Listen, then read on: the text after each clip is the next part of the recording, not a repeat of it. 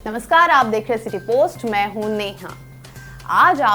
आज Sunday special में मैं आपको बताने जा रही हूं हमारे प्रधानमंत्री मोदी से जुड़ी कुछ खास राज ये कि सबसे पहले बताने से पहले मैं बता दूं कि ये खबर का सोर्स जो है वो है बीबीसी के रिपोर्ट से हम ये खबर आपको बता रहे हैं। अब हम आपको इस राज से हम आपके सामने पर्दा उठाने जा रहे हैं। वो कौन सी महिलाएं हैं जो प्रधानमंत्री मोदी के बहुत करीब भी है, तो वहीं पे दूसरी ओर बहुत दूर भी है। हम उन 4 महिलाओं के बारे में आपको बताने जा रहे हैं जो उनमें से 2 जो है वो प्रधानमंत्री मोदी के बहुत करीबी है और जो 2 हैं वो प्रधानमंत्री मोदी से बहुत दूरी में रहती हैं, हमेशा खफा नजर आती हैं प्रधानमंत्री मोदी से।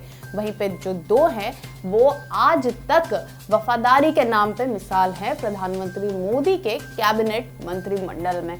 तो शुरू हम करेंगे, सबसे पहले नंबर पे आती हैं गुजरात की पूर्व मुख्यमंत्री रही आनंदीबेन पटेल, जिनको वफादार का अगर मिसाल आप कहना चाहते हैं तो वो आप आनंदीबेन पटेल को कह सकते हैं। कैसे, अब हम आपको पूरी कहानी बताते हैं। आनंदीबेन पटेल जो है प्रधानमंत्री मोदी का उस वक्त उन्होंने समर्थन किया था जब गुजरात में बीजेपी में प्रधानमंत्री मोदी की कोई अहमियत नहीं थी। महज एक कार्यकर्ता के तौर पे प्रधानमंत्री मोदी काम कर रहे थे। उस वक्त आनंदीबेन पटेल ने प्रधानमंत्री नरेंद्र मोदी का साथ देने का जोखिम लिया था। तब तो शायद वो उस वक्त जान भी नहीं पाए होंगे कि वो प्रधानमंत्री पद तक जाएंगे, लेकिन हाँ, मुख्यमंत्री बनने का सपना वो काफी लंबे समय से वो देख रहे थे। आपको बता दें, लेकिन पार्टी में इतना अंदरूनी दबाव प्रधानमंत्री मोदी के ऊपर बनाया गया, इतनी राजनीति हुई कि उनको फाइनली आनंदीबेन पटेल को इन दबावों की वजह से आनंदीबेन पटेल को मुख्यमंत्री पद से हटाया गया। पूरी कहानी ये है कि जब केशुभाई पटेल का शासन था गुजरात में, जब वो वहाँ पे सरकार चला रहे थे, तब वहाँ अन्य लोगों को लग रहा था कि प्रधानमंत्री मोदी जो हैं वो इस सरकार को अस्थिर करने के लिए आनंदीबेन पटेल के साथ कुछ हरकतें करेंगे जिससे ये सरकार स्थिर हो जाएगी और गिर जाएगी।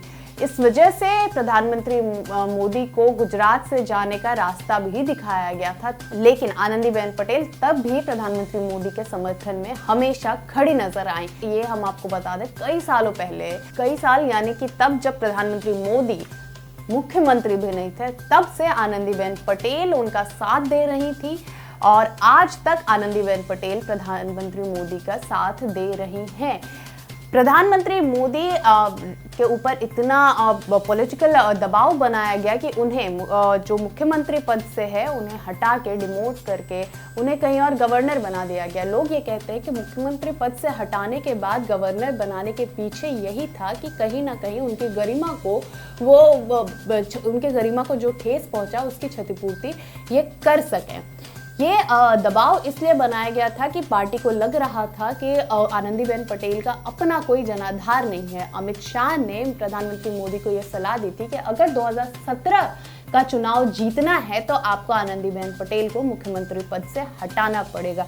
अब शाह की बात मोदी टाल सकते हैं, या आप भी सोच सकते हैं, किसी भी सूरत में शाह की बात को मोदी तो टाल ही नहीं सकते। उनकी बात को मानते हुए आनंदीबेन पटेल को मुख्यमंत्री पद से हटा के कहीं और का गवर्नर बना दिया गया। जेपी सूत्रों का कहना है कि आनंदीबेन मोदी से अपनी ताकत पाती थी। जब तक यह अवधारणा बनी रही तब तक विधायक उनके अधीन थे।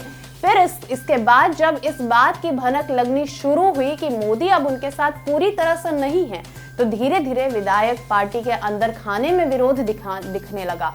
राजनीति में आने से पहले आनंदीबेन पेशे से एक शिक्षिका थी। उनके पति मफत भाई पटेल बीजेपी के कार्यकर्ता हुआ करते थे। उस वक्त उनके घर पे शंकर सिंह वघेला, केशुभाई पटेल और नरेंद्र मोदी का लगातार आना जाना रहता था। उस दौर में नरेंद्र मोदी ने मफत भाई पटेल जो आनंदीबेन के पति है उनको ये कहा था कि पार्टी को इनके जैसी पढ़ी लिखी महिलाओं की जरूरत है। हमारे प्रधानमंत्री दूरदर्शी हैं, ये आप भी जानते हैं और हम भी जानते हैं। उस वक्त उन्होंने पढ़ी लिखी महिलाओं की जरूरत समझ के आनंदीबेन को पार्टी ज्वाइन कराया था। हालांकि मफत भाई ने एक इंटरव्यू में कहा है कि उन्हें आनंदीबेन की राजनीति में आने से पहले से ऐसा कोई ऐतराज नहीं था। गुजरात बीजेपी में इस बात की चर्चा थी कि वो नहीं चाहते थे कि उनकी पत्नी राजनीति में आए। 2 कंट्रोवर्शियल बातें हैं, उन्होंने अपने इंटरव्यू में साफ तौर पे कहा था कि उनकी पत्नी राजनीति में आई, इससे उन्हें कोई फर्क नहीं पड़ता, लेकिन जो उनके करीबी हैं इस बात की हमेशा उन्होंने खंडन किया। उनके पति को शुरू से दिक्कत था कि आनंदीबेन राजनीति में नहीं जाए। आनंदीबेन को बीजेपी में जगह मिली और 1992 में वो मोदी और मुरली मनोहर जोशी के साथ श्रीनगर से कन्याकुमारी तक एकता यात्रा में शामिल हुई। उन्हें उस वक्त पार्टी के अंदर काफी वाहवाही मिली थी। 90 के दशक के आखिरी पड़ाव में मोदी को गुजरात बीजेपी के महासचिव संजय जोशी ने गुजरात से बाहर जाने को मजबूर कर दिया था, क्योंकि संजय जोशी को भनक लग गई थी कि केशुभाई पटेल की सरकार को अगर कोई गिरा सकता है तो वो खुद प्रधानमंत्री मोदी थे, जो कि उस वक्त मुख्यमंत्री बनने का दावा कर सकते थे। उस वक्त आनंदीबेन ने भी मोदी का समर्थन किया था। पार्टी सूत्रों का कहना है कि उन्हें मोदी की परछाई के तौर पे हमेशा देखा जाता है, इसलिए उनके जाने से, यानी कि जैसे ही उन्हें मुख्यमंत्री पद से हटा दिया गया था गुजरात से, वैसे ही वहां के लोगों को बड़ा आश्चर्य हुआ कि आनंदीबेन पटेल को कैसे मोदी हटा सकते हैं, क्योंकि सभी लोग जानते हैं कि आनंदीबेन जो है मोदी की परछाई है।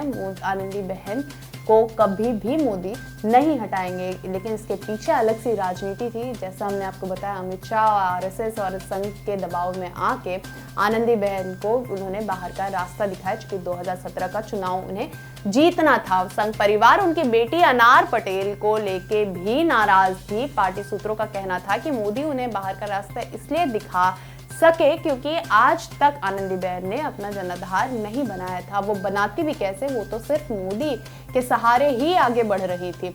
अब आपको हम बताएं, स्मृति ईरानी जो है वो खुद प्रधानमंत्री मोदी की बहुत करीबी मानी जाती है। करीबी वो कैसे हुई वो पहले हम बताते हैं। 2004 के चुनाव को सबसे पहले स्मृति ईरानी 2004 में चुनाव लड़ती है। प्रमोद महाजन के उपदेश पे वो कपिल सिब्बल के खिलाफ चुनाव लड़ती हैं चांदनी चौक से, लेकिन हार जाती हैं। उनकी इस हिम्मत को देखते हुए प्रधानमंत्री मोदी उन पे भरोसा करते हैं। उनके लगातार पार्टी में एक्टिव होने की वजह से उन पे विश्वास करते हैं और उत्तर प्रदेश में उनको एक मौका देते हैं राहुल गांधी के खिलाफ उतरने का। स्मृति ईरानी इस चीज को बड़े स्ट्रेंथ के साथ, पूरी हिम्मत के साथ एक्सेप्ट करती हैं और राहुल गांधी के खिलाफ उतरती हैं, लेकिन फिर हार जाती है। इस साहस से प्रधानमंत्री मोदी बहुत इम्प्रेस होते हैं स्मृति ईरानी से। फिर एक बार पार्टी में ये भी बातें होने लगी थी, कहीं उत्तर प्रदेश के मुख्यमंत्री पद का अगर कोई दावेदार हो सकता है तो वो स्मृति ईरानी हो सकती हैं। हालांकि 2019 में एक बार फिर से प्रधानमंत्री मोदी जो है स्मृति ईरानी पर विश्वास करते हैं। विश्वास करने के बाद उन्हें एक बार फिर से राहुल गांधी के खिलाफ उतारते हैं और इस बार वो फतह करके आती है। लेकिन आपको बता दें, हम यहाँ बात करें कैसे नरेंद्र मोदी ने उन्हें इस हिम्मत और लगातार पार्टी में एक्टिव होने की वजह से उन्हें मानव संसाधन मंत्रालय सौंपा था, लेकिन फिर उन्हें कपड़ा मंत्रालय क्यों सौंप दिया गया, इसके पीछे की कहानी हम आपको बताते हैं। इसके पीछे भी कहानी ये थी कि संघ जो है प्रधानमंत्री मोदी पर लगातार दबाव बना रहा था कि आप स्मृति ईरानी को एचआरडी मिनिस्ट्री से हटा के कोई छोटी मोटी मिनिस्ट्री दे दीजिए। मंत्रालय के पदाधिकारियों की अवहेलना का लगातार आरोप स्मृति ईरानी पे लग रहा था। इससे नाराज प्रधानमंत्री मोदी ने खुद स्मृति ईरानी को छुट्टी लेने की सलाह दे दी थी। खैर, आनंदीबेन पे ऐसे कोई आरोप नहीं थे, उनके ऊपर कोई ऐसे आरोप नहीं थे, फिर भी पार्टी अमित शाह के दूरदर्शी विचार जो कि 2017 का चुनाव फतह करना था, इस वजह से आनंदीबेन पटेल को डिमोट किया गया था। जब अप्रैल 2015 में बेंगलुरु में राष्ट्रीय कार्यकारिणी की बैठक हो रही थी, तब भी स्मृति ईरानी वहां मौजूद नहीं थी। वो अपने परिवार के साथ गोवा में छुट्टियां मना रही थी। बैठक के पहले दिन जब अमित शाह को ये उम्मीद थी कि उनके भाषण को राष्ट्र मीडिया में प्रमुखता मिलेगी, तो वहीं पे उसी दिन स्मृति ईरानी ने कपड़े की एक भारत की बहुत बड़ी रिटेल शॉप फैब इंडिया जो थी उसके ऊपर उन्होंने आरोप लगा दिया था कि यहाँ पे हिडन कैमरा। इसके बाद क्या था, स्मृति ईरानी तब भी एक जानी मानी हस्ती थी।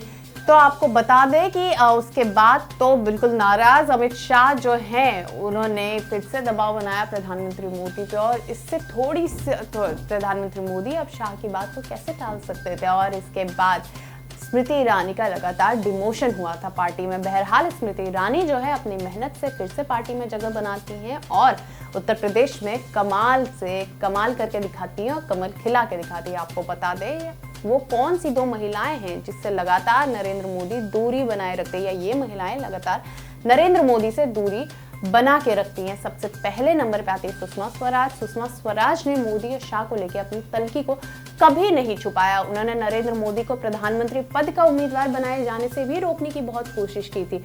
बीजेपी को बहुमत दिलाने के बाद भी मोदी के प्रति उनकी भावना नहीं बदली। जाहिर है मोदी उन्हें अपने कैबिनेट में नहीं लेना चाहते थे, लेकिन संघ के जोर देने पे मोदी को उन्हें कैबिनेट में जगह देनी पड़ी थी। खबर थी कि अब वसुंधरा की बात हम आपको बताएं तो वसुंधरा अपने सांसद बेटे दुष्यंत सिंह को मंत्रिमंडल में नहीं लिए जाने पे मोदी से नाराज थी। जबकि राजस्थान की सारी सीटों पे लोकसभा में बीजेपी को जीत मिली थी। उन्होंने दिल्ली में राजस्थान के सारे सांसदों की एक बैठक बुलाई, जिसे मोदी ने नोट किया था। इसके बाद मोदी को लगा कि वसुंधरा राजे ओवर इंटेलिजेंट बन रही हैं, जिसके बाद मोदी के साथ लगातार वसुंधरा के मतभेद की खबरें आने लगी थी।